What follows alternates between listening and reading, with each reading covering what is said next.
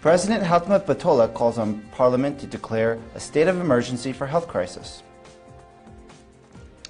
Groups protest against new taxes that take effect this month.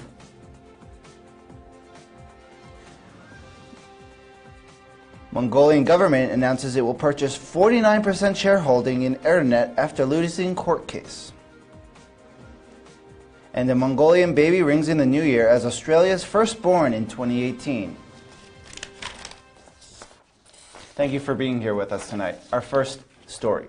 President Erdenet Buyout has issued a letter to Parliament urging it to declare a state of emergency for Ulaanbaatar's choking air pollution. In a letter addressed to Parliament Speaker Miagam Enkbolt, the President urged Parliament to introduce emergency measures so that quick action can be made to deal with the smoke covering the city as well as water and soil pollution.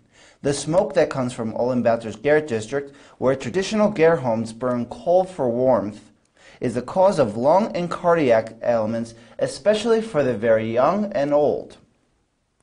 Buyout advised that government draw up legislation to introduce a national program for tackling the problem. If Parliament passes the resolution, it would be the second time a state of emergency was declared in Mongolia's history after the 2008 riots on Sukh-Batar Square. Okay, so just for our viewers, tell us what a state of emergency looks like in the past and what this might be. Well, the one in 2008 was because the big riot. Violence. Building was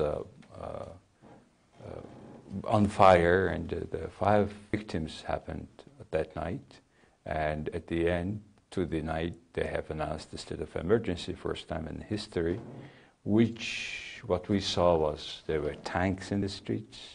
They blocked the major streets. And Obviously, you can't take tanks to take out the air pollution, though. Exactly, that's what I mean, because it's an economic issue. And this emergency case, I don't think it is like this sort of cases where you can go and just stop it or change it, because it is going on for quite some time. Yes. The very fact that it is the level of disaster, so we need emergency case. Emergency measurement, it shows that we know that it is disaster already, the air pollutions. Yes. But it is state approval of a disastrous situations by the president. But I don't think that it is like the political emergency situation, riots or violences. I don't think they have in mind that, but whatever they take as emergency measures, I don't think they will solve problems quickly or fast. Yeah, because it's coming from the president, which is an opposing party in parliament. Yeah, the solution of the problems with air pollution in Mongolia is solving a housing problem of Ger districts, from where, because this burning coal, almost 60–70% of this pollution comes to the city. Yes. And because it's kind of in big valleys, the city is surrounded by mountains. On days without wind, it stays dirty air all the time. So and you can't exactly ask them to stop burning without a replacement for warmth. Exactly, and they have tried so many other measurements. They have replaced the stoves. They have given briquettes, cheaper prices. They have given also free electricity at night. None of them had helped. So really it came to such a level that we have a lot of children have this disease. They cannot go to schools. Yeah. This year particular, what caught my attention was once you have this viruses or the cough, you cannot get released of it. Not as long as the pollution is out there causing it. That's the issue, and it is economically, it's very high costly. Many children don't go to schools, or many teachers cannot go to schools. Yeah. A lot unfunctional, things happening. And it's a problem that's only going to get worse year to year because your health deteriorates with more exposure. Some people think that there's an adaptation there because you might not cough less, but you're actually still taking years off your life every time. And it's also, I think the emergency case should include, in the case if they will do it, some kind of measurement. They should, what is the most emergent situation in the country in terms of pollution fighting is the checking. monitoring what they have done, what they have been promising, what they have done. Recently, the president initiated, remember, forum fighting against air pollutions. Yeah. So the question is, what happened after this? So another question is, what happened after 1 year ago? Academicians, including the Academy of Science, had promised they will combat corruption.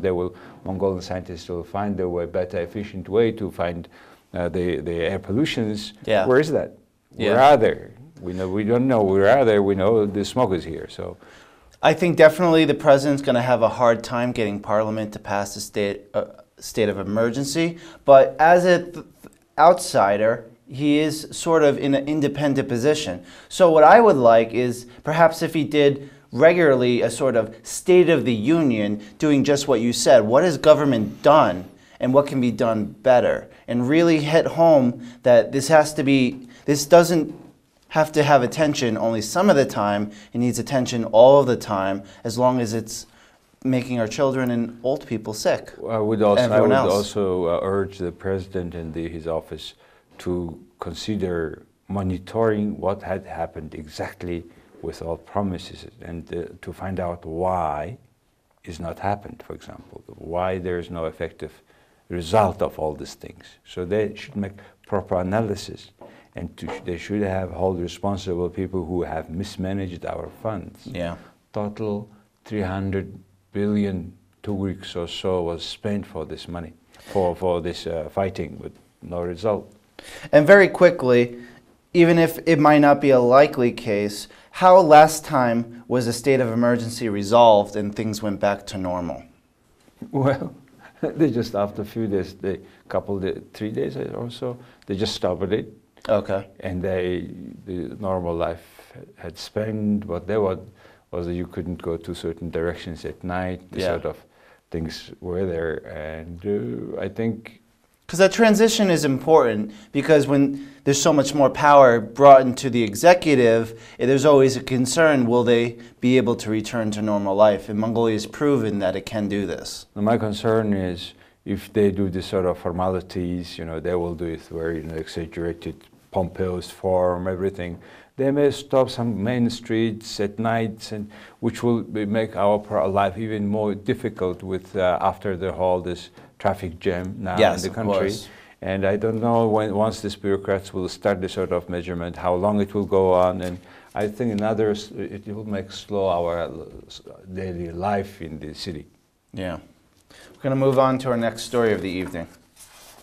Labor unions and political groups this week spoke out against the new taxes that take effect this week, which were passed in compliance with the $5.5 billion bailout from the IMF to relieve debt pressures. The Democratic Party has vowed to stand as a wall against Parliament's agenda, which is entirely set by the Mongolian People's Party that controls more than 2/3 of the legislature, the official Gazette reported.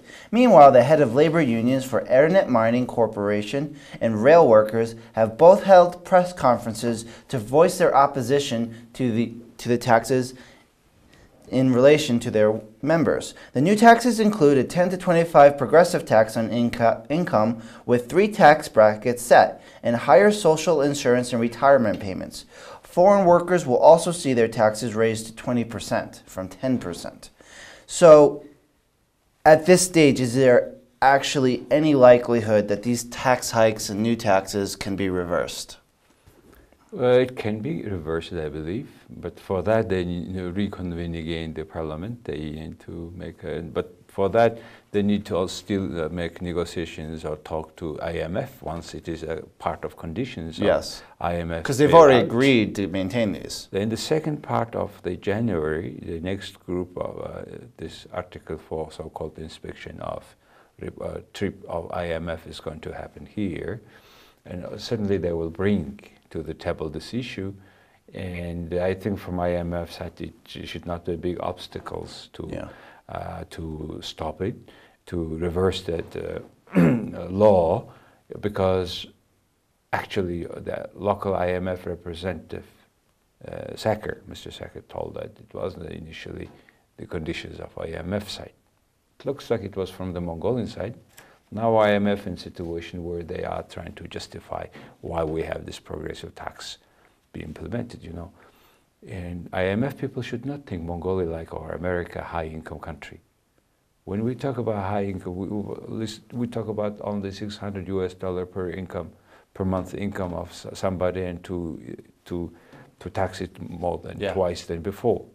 So, and plus, you know, 1/3 of the country is poor.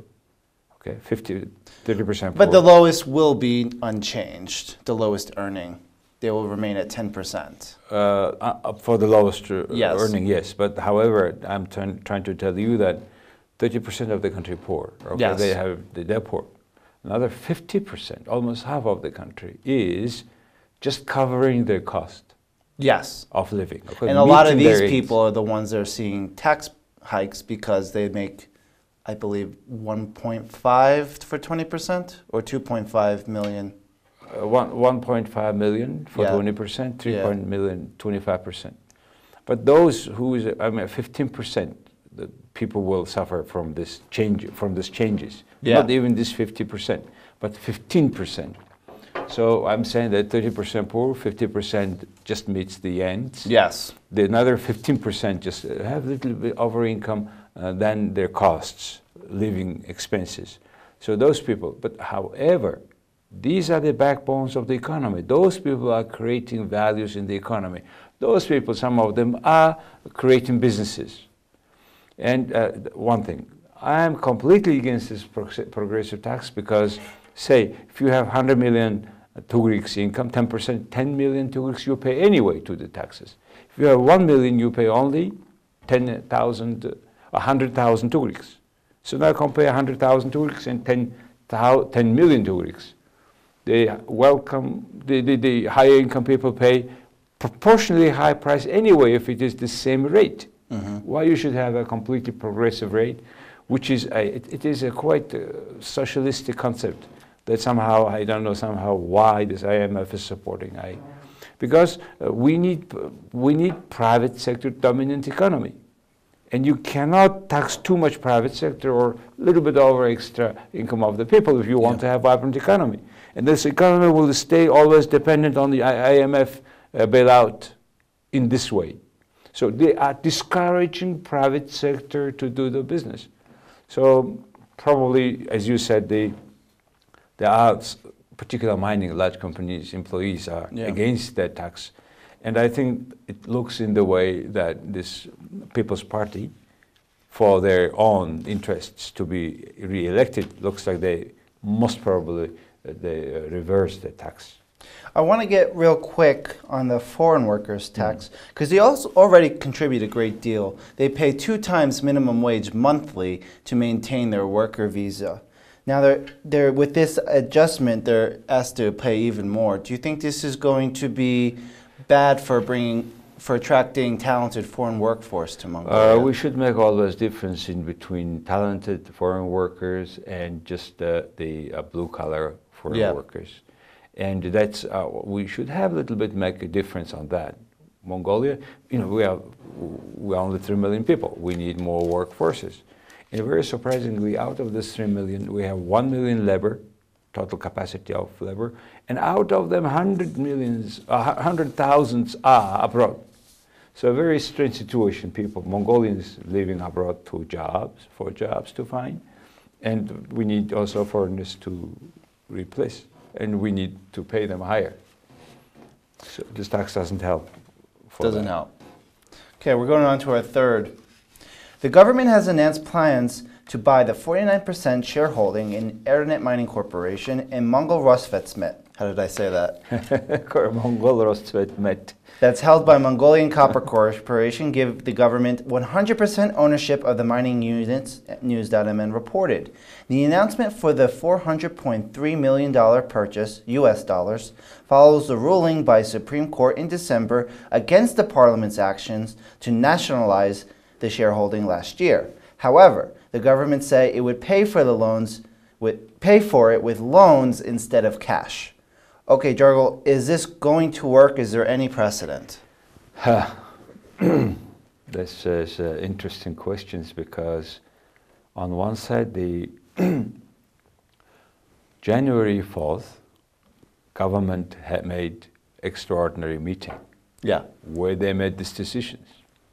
They will now replace this 49%. They will buy 49% with the money they have already borrowed to the Trade and Development Bank. Yeah. Because it's the same one owner. And the total money they own to the parliament, to the government of Mongolia is 1.1 trillion tugriks. I'm now asking my questions.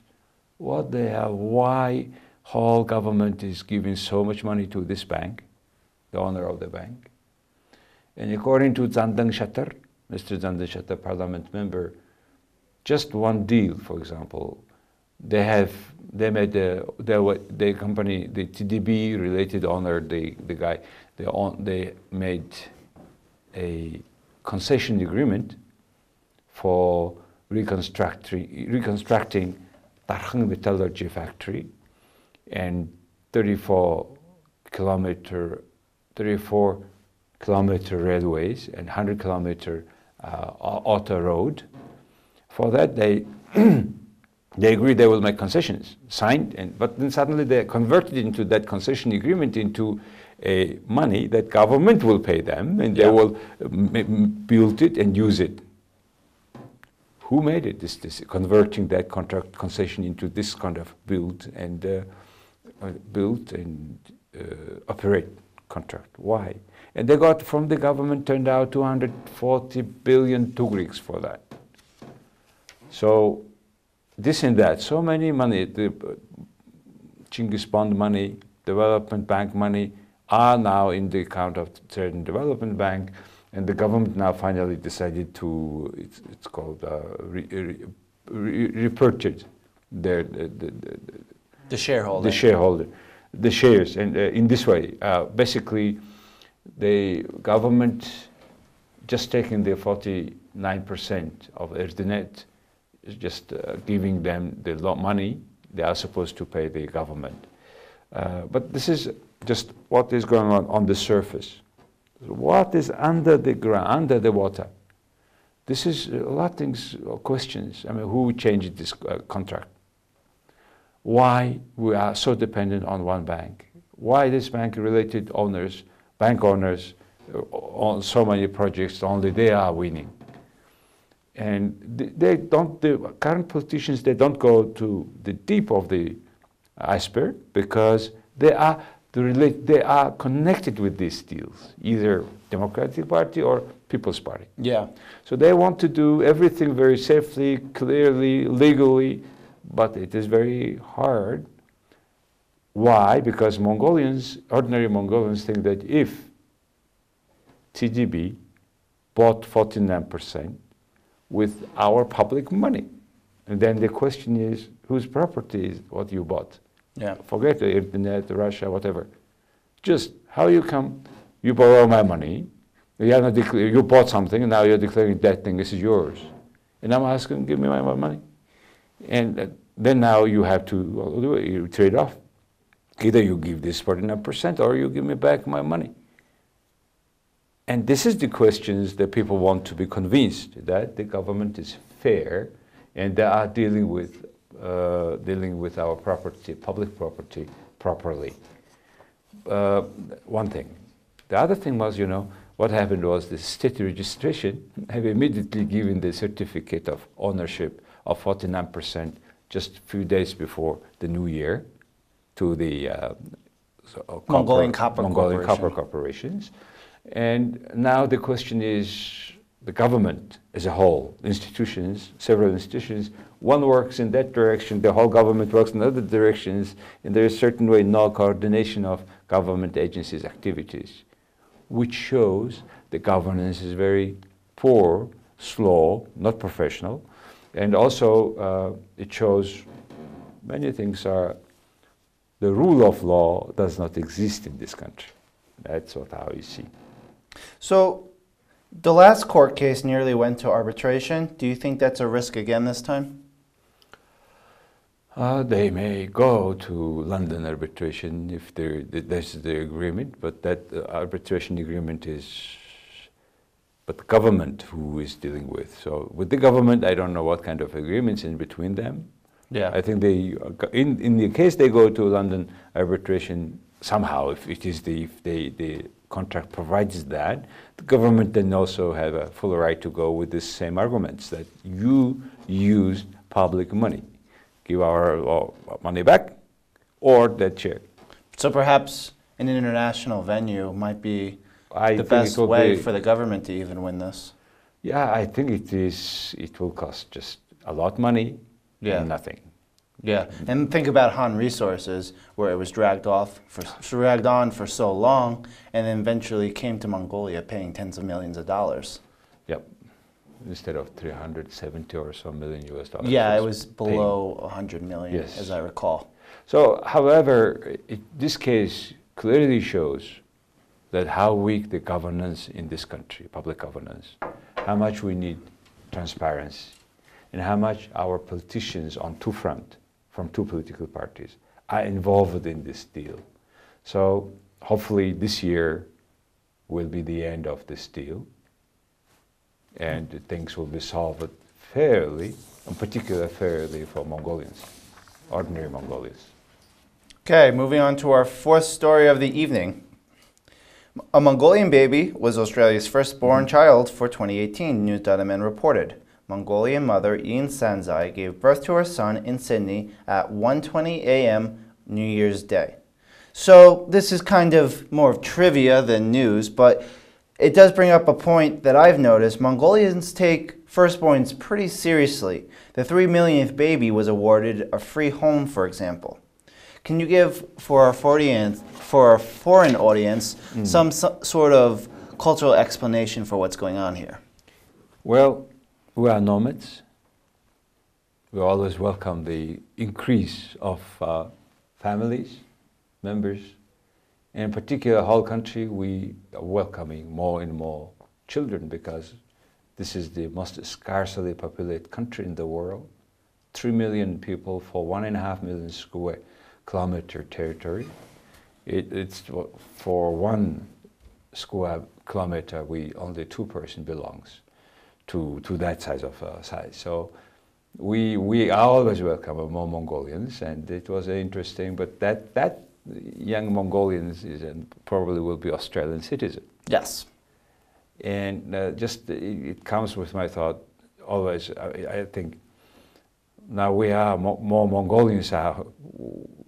We need more Mongolians living inside of the country than outside. So if a current trend goes, what will happen? Like, such a nation is Armenia, for example, or Israel, etc. But we had not any this sort of things in our history. So hopefully Mongolians will be more wanting to live in our own country, and we will make the country prosperous with good governance. I hope we will change into better the government, because this is the only thing which stops us to move ahead, to be a prosperous nation. And your most talented are leaving. People have will to work hard, and let them do it. And let's stop the government doing against that will. That's all. That's what Mongolians need. And of course, I congratulate this another Mongolian in Australia. Welcome to the world. Welcome to the world, indeed. Okay, before we wrap up our program, we want to touch upon a statement from the Mongol Bank this week. It actually advised Mongolians to be more wary before throwing their entire savings into so-called cryptocurrencies such as Bitcoin, Ethereum, and others. So, Jarl, can you just tell us what the statement was and suss it out for us? The central bank governor, Mr. Bayir-Tsahan, in the early few days of New Year, said that Mongolian central bank will not encourage and will not accept cryptocurrencies as payments. And he said that because this one is not regulated by any central bank in the world, and it goes like more commodities. Yeah. So as we have talked, this money can be, you can sell it, you can trade it, you can make it, but when it comes big volume, the price goes down. There's my high risk of... Because there's no sovereign or central banking institution to steer the course like Mongolia does with its central bank, the Mongol Bank. Well, on the other hand, it is not necessarily central bank regulates everything, of course. Yeah. So we are at this age in which way, but the central bank position is don't go. That's the central bank positions. And many other countries, I would say also, they encourage also these cryptocurrencies. But for Mongolians, I think we need more study, more learning. Yeah, because at this point, it's meant to be a currency, but it's treated more as a commodity. There's not incredibly many places you can spend it, of course, but a lot of people have just been speculating on the rise of its value. Thus, you see it go between 14,000 to 20,000 back and forth. At the end, the real value is created by, real value is created by manufacturing or servicing, not just by trading on particular currencies. Yeah. And the other thing is, I think what the Mongol Bank was saying was that some people are actually taking out loans to purchase these. Now, of course, again, it's a speculative commodity, so it may be just as likely to fall as it is to rise. So if you take out $14,000 for cryptocurrency and it falls to $10,000, well, you're out of luck then. Yeah, people will remember this dramatic growth from all the way to 20,000. It was in the single-digit thousands, and then it was 20,000s, and now it's hovering in the middle. Yes. So, like any other this sort of trading, it's unpredictable. Yes, but maybe more so than other commodities. Exactly. Because there's no fundamentals there. Okay, that's our program for the evening. We hope our briefings give you a leg up as you join the new work week. Any final thoughts, Jargal? We thank you very much for being with us during last year. And also this year we will try to continue to cover the major events in the country. And we also, that English version is briefly printed in our newspaper called the Defacto Gazeta, which are a weekly newspaper, analytical newspaper. You can subscribe it free on our website, jargaldefacto.com. And it's in English, Mongolian, and in Japanese. Please welcome and stay with us. Thank you very much. Thank you, Jargal. And good night, Ulaanbaatar.